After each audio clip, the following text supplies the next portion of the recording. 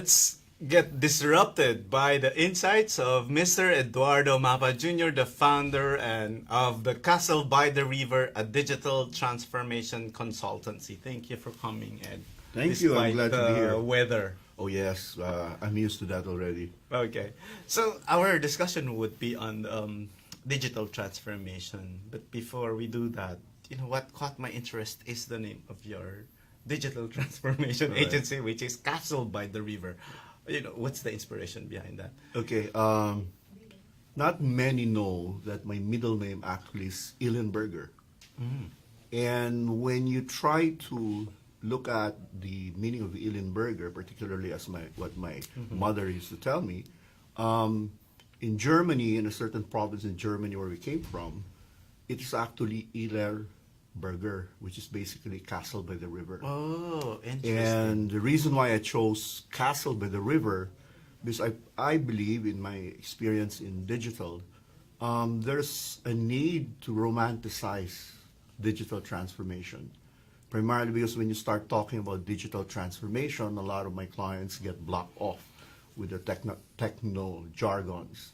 So perhaps I felt it was better to come up with a name that romanticizes storytelling. Therefore, the acceptance and attention of the idea of digital transformation can easily be embraced. Exactly. So I find it a little poetic. So let's start the conversation. When we talk of digital transformation, what are the fundamentals of it? As I mentioned in my introduction earlier, when you have a website that you have already a digital presence, are you already transformed? So what is it that entails digital transformation? Right. The meaning of digital transformation actually has evolved. Previously, it was a term normally associated to the IT department. Exactly. So when you say during those time, when you say digital transformation, it's all about company infrastructure and processes. However, when the escalation of the use of digital and when the democratization came in, we saw the emergence of a new consumer called the connected consumers. And because they're very connected, we now saw a different changing of consumer habits. Expectations are rising, right? So in many ways, it has affected businesses. Today, when you talk about digital transformation, it's not only about development of new technology or deployment of new technology. It's now about changing or coming up with new mindsets, new business models and operating models. And it's all really gearing towards being competitive in this era of digital landscape. But more importantly, it's all about finding new added value to the consumers or customers. Okay. So fundamentally, there are four areas it will cover. It will really talk about people. Okay. It will talk about technology, Okay. processes, and something that a lot seem to ignore, content or storytelling. Okay. It's both internal in the organization and external. So the times has changed. So it's not simply about technology, how you tell your story in your website. What are the the processes that allow consumers or customers to engage with it, makes the entire digital transformation meaningful. Okay.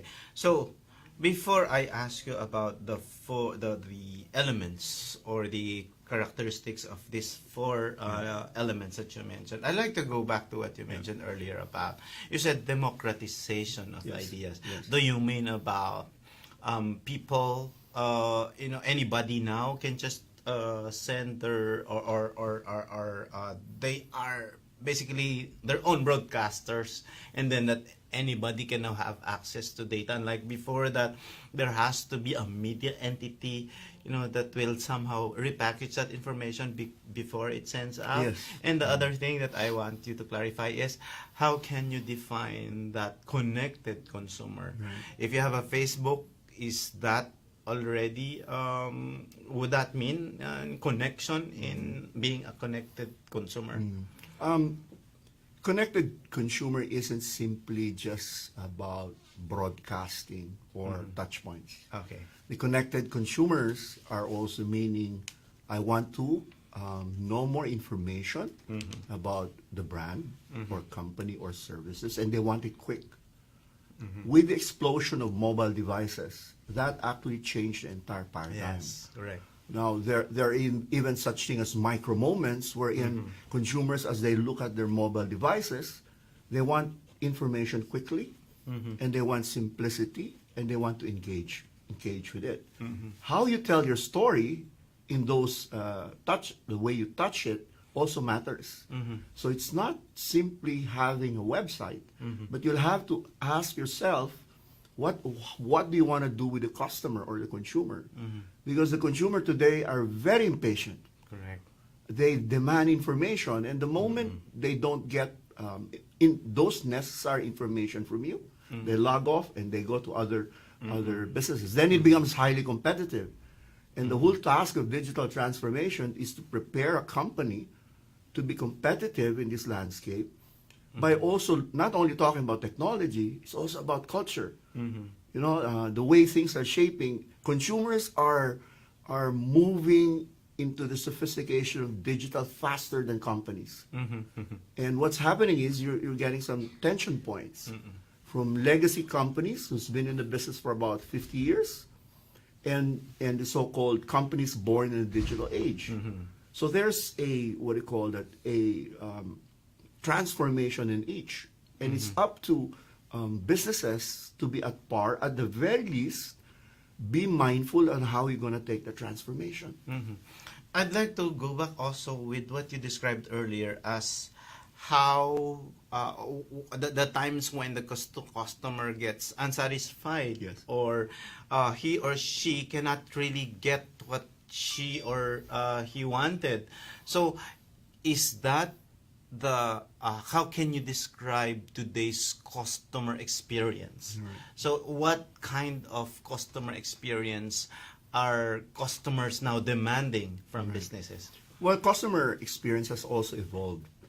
At the end, the core of everything is the consumers or the customers. Correct. Your customers or consumers are getting to be sophisticated in their usage. Okay. So when you talk about customer experience now, it's not simply one way. Touch points matters. The way they see your brand or businesses in social media matters to them. The way you respond. And in many cases, the challenge for most businesses is previously the way they handle customer service is in silos. Say, for example, a call center agent doesn't have access to data. Okay. Right? Their corporate customer service has access to data. But for the customers in today's age, I would like it's simplicity what they're running after. So if I Yes. talk to someone, they have the data. Yes. I've been a loyal customer for about 10 years. The customers expect that the brand should understand their needs. Correct. Or even authenticity, or being honest to me. Sometimes brands are so scared when customers start asking questions, particularly in social media. Brands that who are authentic and say, "I'm sorry about this, let me get back to you quickly," they're more patient. Because if you don't engage with them, that's where the problem begins. And customer experience now is quite progressive.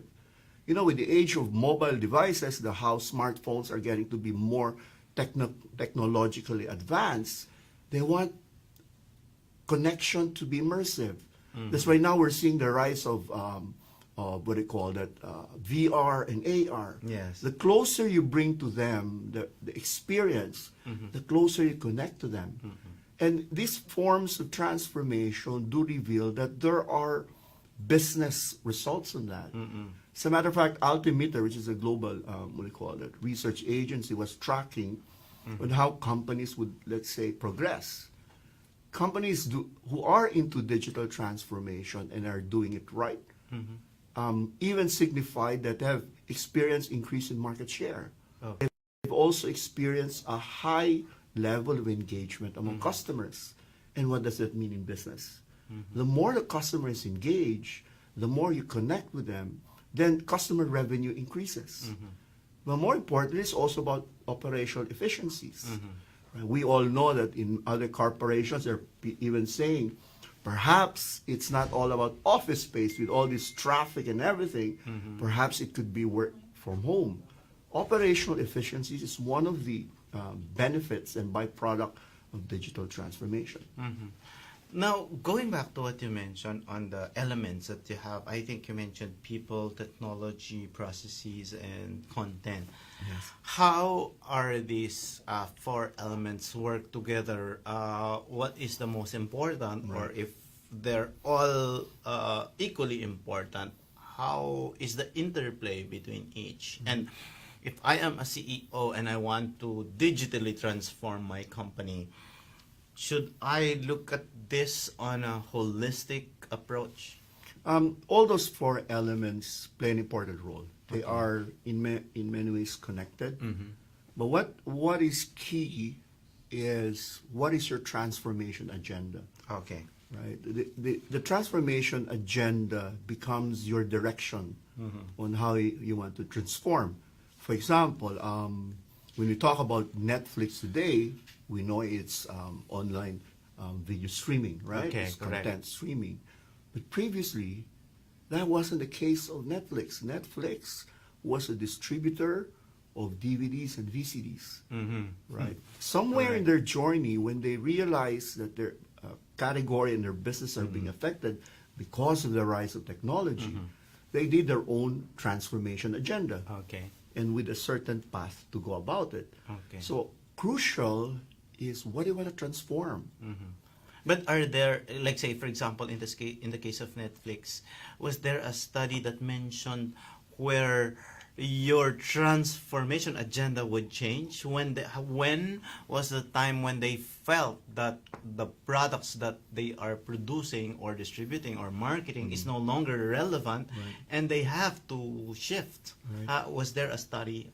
There's, at the end of the day, it's all about your customers and consumers. Okay. So as in this case, in many cases, in many companies, the sophistication of the use of digital is the one that is driving, the transformation agenda. Okay. Right? The data is crucial, understanding where your customers are, and more importantly, what is the future of your business. In this case, for Netflix, they had so much wealth of data. Remember, Yes. they collated data Correct. as a DVD subscriber. That was the starting point. And in other cases, in transformation, one of the great companies here in the Philippines that has already demonstrated transformation is Globe. Okay. I used to handle Globe 4 or 5 years ago when I was handling their digital account. Even at that time, Globe was already saying about transformation. So data is crucial.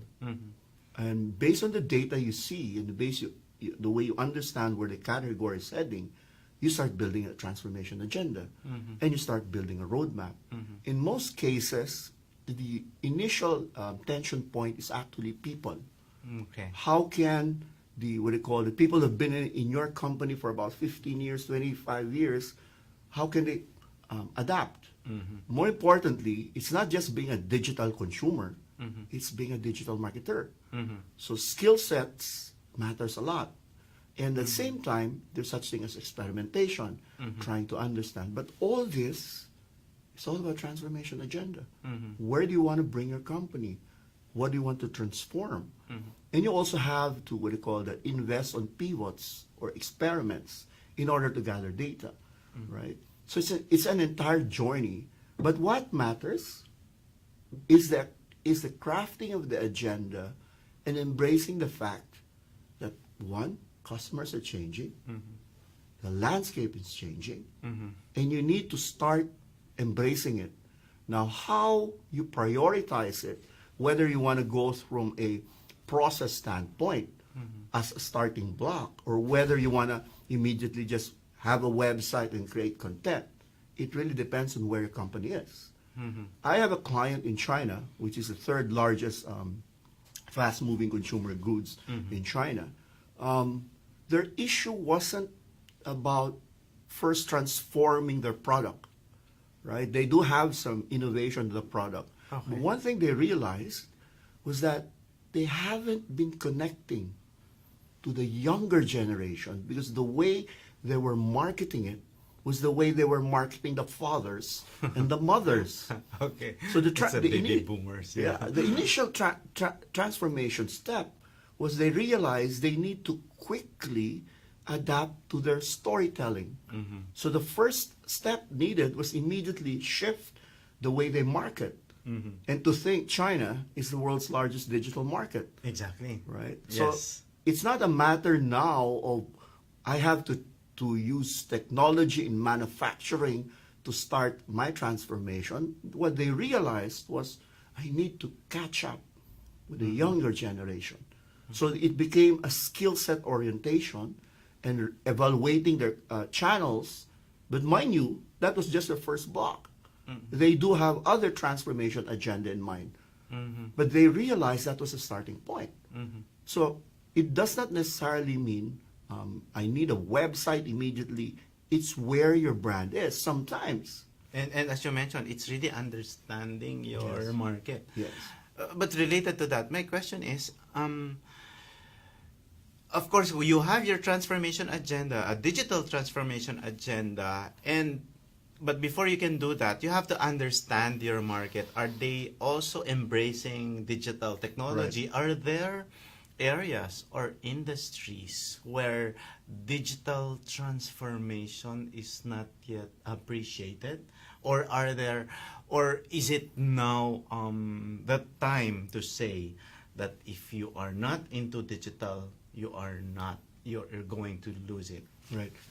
I dare say companies of today who wants to be competitive must embrace that the landscape and consumers is changing and digital is driving it, right?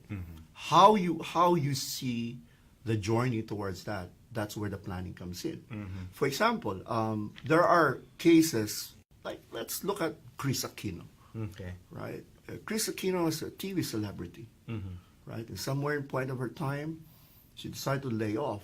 But when you start looking at the way she moves in digital, will tell you she's embracing it, Yes. right? She reinvented Yes. herself through So, digital. Yeah, so which means their audience have a changing habit.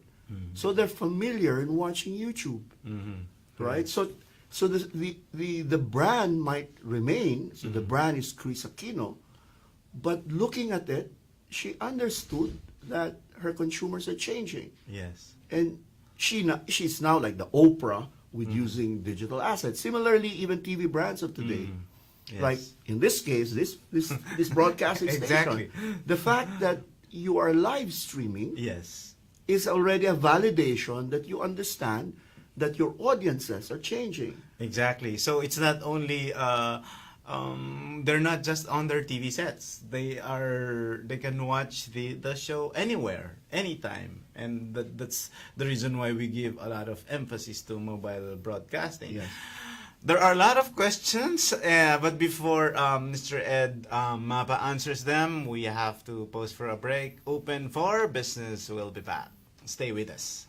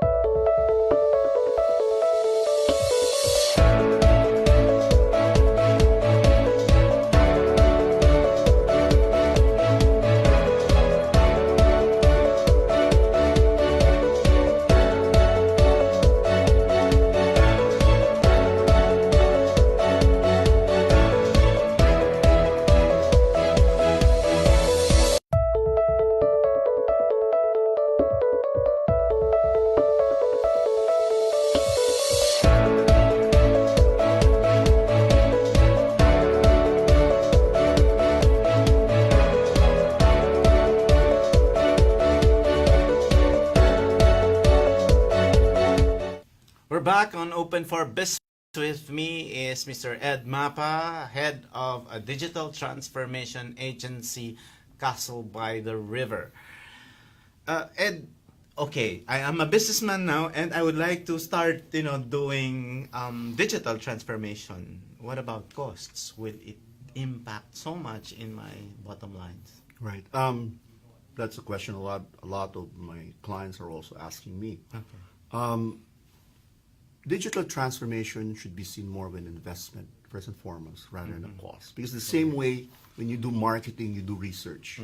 The same way when you do marketing, you try to invest on certain tools and platforms to make your marketing more effective. Right. Similarly, this is how it is. So it should be treated as an investment because the reality is your customers are changing, and there are things that you need to upgrade. Right, whether how you do your marketing, how do you also create culture within the company that they're at speed to the culture of digital technology. So there are quite a tools and platforms, but they vary. Okay. It varies on where the company is, if they want to start, for example, or where the company is, they're starting already. Okay. But generally, tools and platforms, I would say, has about 4 areas. Tools on data gathering, Okay. data intelligence, and integration. Those are crucial because if you want to understand the customers, you need some data points. Correct. And the beauty about digital is that you are able to consolidate data points from how they behave or even juxtapose from your previous what do you call research items. Okay. No? So tools in data is crucial. Second, tools that foster collaboration and efficiency. Okay. There's quite a number of tools in the market right now, as basic as Slack, even Zoom and Viber. Okay, Those are what they call that footprints that you try to foster collaboration. The third would be more of trying to come up with tools that allows you to have progressive customer experiences, such as chatbots, right? Such as VR or mixed reality. Those are progressive ways of trying to engage customer experiences. There are also tools that allows you also to go into focusing on productivity and processes. Okay. Well, Microsoft is one company that specializes in trying to offer their customers tools and solution to empower their their organizations. So these, to my mind, are the 4 key areas of it, right? Now, how you want to play these tools, I would say the first step is really understanding what you don't know and what you want to know. Then you start looking at whatever data you have. Whatever data you have is a starting point. If there's those data was accumulated 4 years ago, 5 years ago, it's a starting point. And perhaps also start opening your data gathering. Of course, Google Analytics is a good way of starting it. Facebook is a good way of starting it. But more importantly is really the desire to understand where your customers are. I understand, Ed, that what of course, the starting point would be the data that you have. Right. Also, we heard a lot of from the CEOs telling that the data is the new oil, and Yes. we definitely agree Yes. on that, especially with how you describe it now. So, as a starting point, when you gather all this data, that is where you will be able to see what part of your business must be digitalized. Right. So, is it okay also that a certain part of your business can be faced in terms of digitalization? Not all of the processes or not all of the businesses Right. would be digital, and that you still need that face-to-face interaction. And second question would be,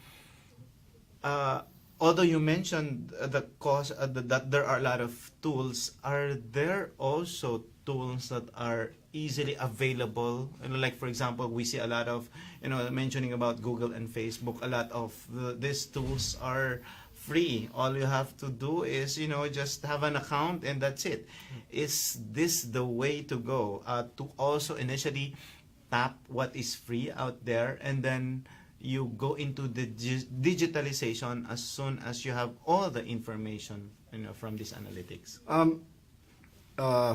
Yes, you need to start from the fundamentals. As I say, it's a journey. Okay.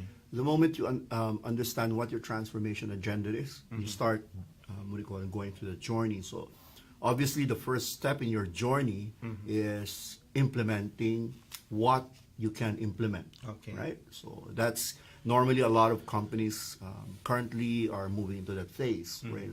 I'm trying to create a mobile optimist site, trying to understand how I'm able to connect, how I'm able to market it, and how I'm about to engage with it. Okay. Then as they progress, it becomes more sophisticated. They start creating platforms and so on and so forth. The other thing to also understand that if you are a company born in the digital age, defined as, I'm in the business of delivery. Okay. I'm in a business of providing, let's say, services online, right? Their challenge is different from the challenge of a company. Let's say I've been in the business for 15 years or 25 years. Yes. So these two elements have different tools and mindset required. Correct. The companies born in the digital age, they know those already. Yes. It's more of fine-tuning, optimizing their site to ensure that the customer experience in that site is progressive. Correct. But at the same time, their challenge is more efficiency, right? My customers are digital already, right? Some learning points is what you said, is an offline-online connection, right? So offline and online remains. Don't get me wrong. Okay. I'm not saying it has to be 100% digital. Okay. But you have to understand where your customers are first and Yes. foremost.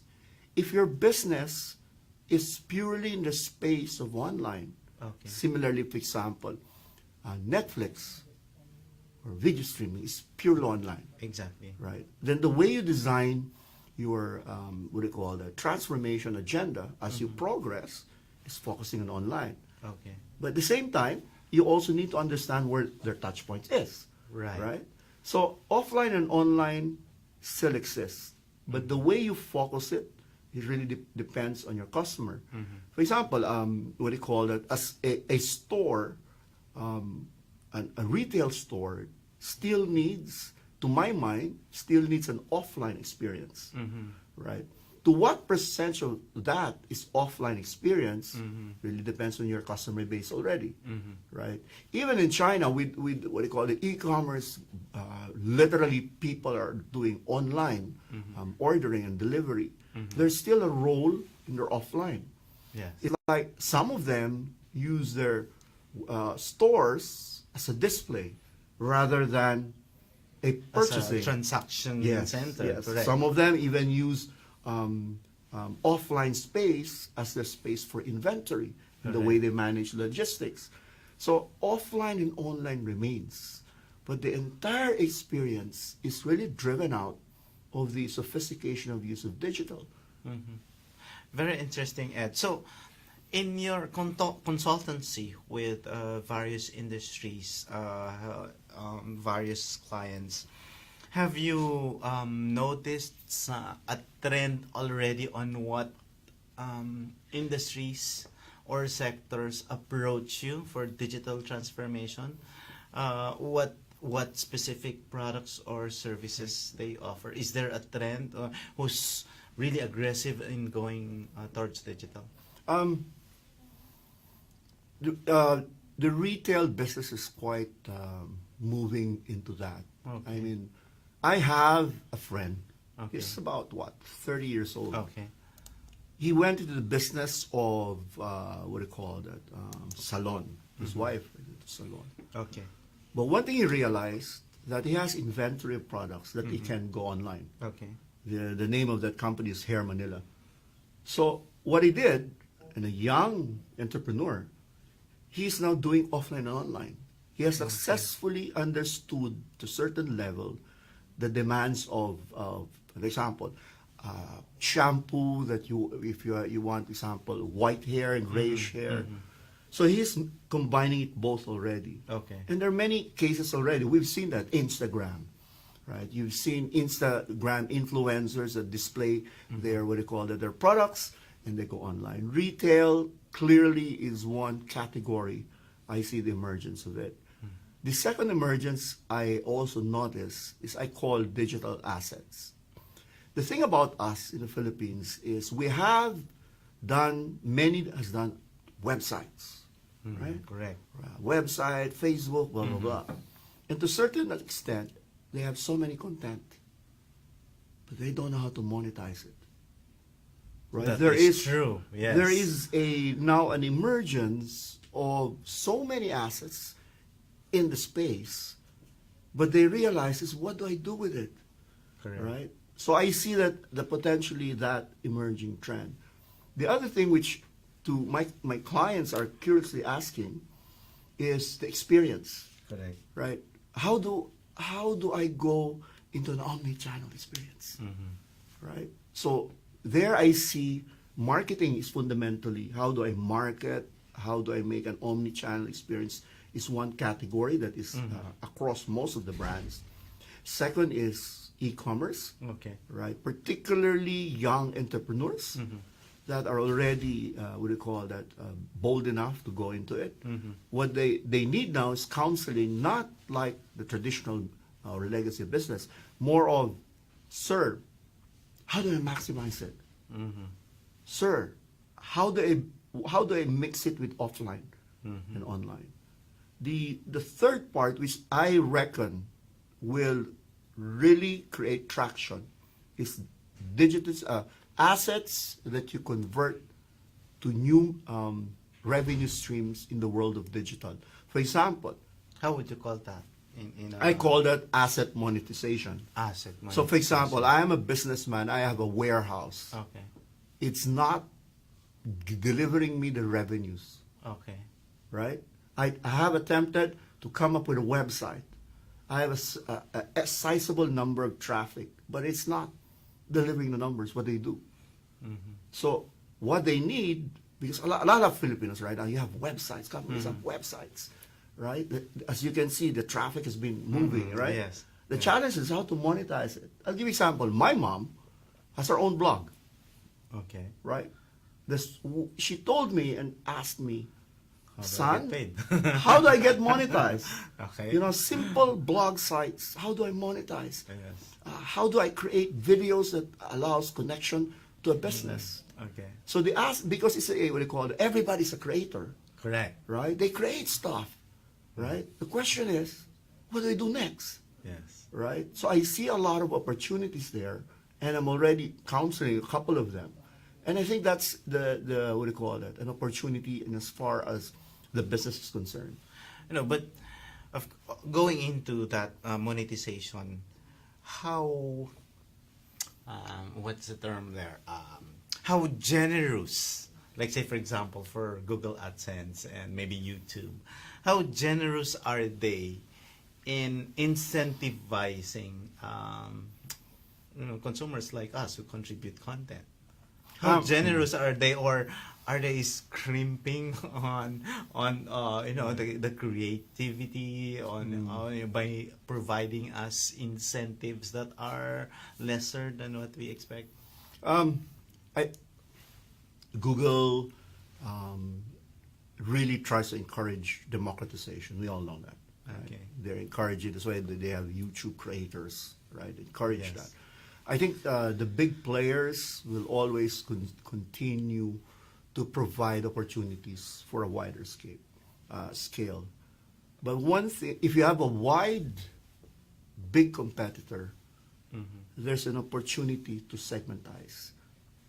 The wider Right. it gets, the demand for niche, more relevant content to me, then you see opportunities there.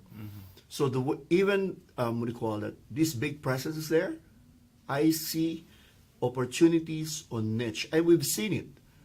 Instagram now, I mean, there's a trend about influencers that they would rather talk to micro influencers instead of Correct. the big Yes. influencer. Because what happens is the bigger they become, they start to be too commercial, Yes. right? And brands, many brands are looking for more authentic connections, Correct. right? So that's where opportunities come in. Mm-hmm.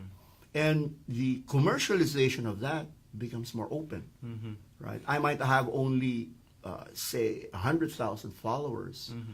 but my 100,000 followers are so engaged with me. Exactly. Right, They so- really get in touch on a Yes. constant Yes. basis. I've as well. seen it's my wife who told me about this. It's a clothing shop somewhere in Quezon City.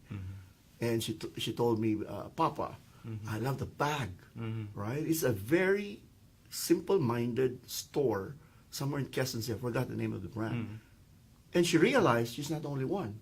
When she started talking to her friends, Okay. right? And the commercialization of it is an open space, Correct. right? It's not all about per tweet, 1,000,000 pesos. Yes, yes, Right? yes. Per brand, post, 50,000 correct. pesos. Per mention. Per mention. It's a different ballgame altogether Okay. already. Okay. Well, I think it's very exciting. We don't notice time as we discuss digital transformation and innovation. Actually, we just focused on transformation, not really yet on innovation, but I hope that you can come back again, Ed.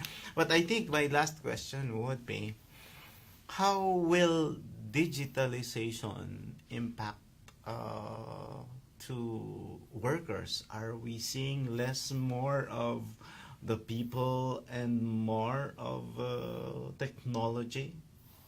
I am one believer that while I embrace, basically I'm a digital immigrant.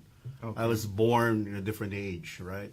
I'm one who embraced that face-to-face office presence still matters, Okay. right? However, because in digital space, you can already start connecting. I subscribe to a balance, right? However, what changes is output. Meaning, because the tools are available, right, am I able to contribute quickly versus even as simple as before when you used to write, you have a typewriter. Right? Now you can easily have Microsoft Word, and you can easily do it, shoot the email. Before it was a bulletin board posting. Yes. Right? So efficiency happens, right? I think that the workspace will be what they call a reflection of today's times. And what is the reflection of today's time? There's the demand for a balanced life, primarily because people can work. Yeah. Collaboration is important. That's where the younger generation thrive. And more importantly, the culture of builders. The generation of today love to build. They love to build. All versus my generation was more of laid back. Right now they want to experiment. Would you believe a 12-year-old kid can even create an app already? That's right. Right? Yes. So I think, and I reckon, the workspace will be a reflection of today's times. And it's honest to the digital immigrant like us, like me. Sorry, I already brought you there in the equation. No, I am with you. Okay. So it's honest to us to adapt to it, right? And more importantly, how do you call it? I used to term it, unlearn to learn. Okay, Right? that's right. You gotta unlearn things in order to learn. I think many of our, for example, legacy of business is more of belonging to the digital immigrant thing. And the perspective is you gotta unlearn it. And more importantly, I still believe you gotta let the younger generation run it. Because if you want your business to stay for 100 years, 50 years, the fact is you have to reflect the customers of today and the customers of tomorrow. And so let the younger generation run Yes, it. yes. I like that thought. Ed, this is really the last question. Okay. What's next? What's the future for digital innovation? I think, as I mentioned, I believe there will be the thriving of specializations Okay. in business, and I've seen it. The mass mass escalation companies will continue, right? There will always be new players coming in to disrupt. We've seen how Uber has disrupted it. Yes. So I see specialization focusing on a certain category and providing a solution, right? Delivery of goods, ordering online is a vertical, right? So I see the massive emergence of specialization. Like example, I just found out there is a business called motorcycle rent. What does that mean? If you're in a delivery business and you notice suddenly your delivery demands for delivery is expanding, there's a group that will allow their drivers to be rented as delivery. Okay. So you're seeing sub-segments emerging, right? It's similarly like ride-sharing or rent. This time it's renting delivery boys. So they will shift, what do you call it? They will shift the uniform. Just the jacket, Yes. correct. So I see the emergence of segmentation. I see. I really believe on monetization of assets. I think this is where there are opportunities, particularly in the Philippines. When you look at assets development in both offline and online, there are a lot.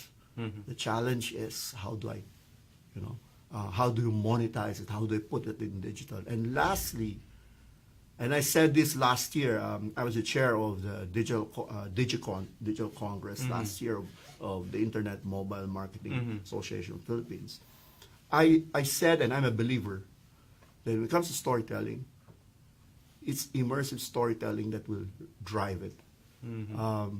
I still see the TV to come into a play, but it's all about immersion. The use of AR, VR, even chatbots, right?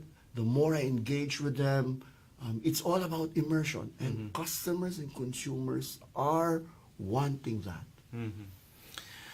Okay, that's a lot. I hope the viewers didn't have this information overload on digital transformation and innovation, but that is a very, very interesting topic, and we hope to hear more about about this exciting new world from Ed Mapa in the future.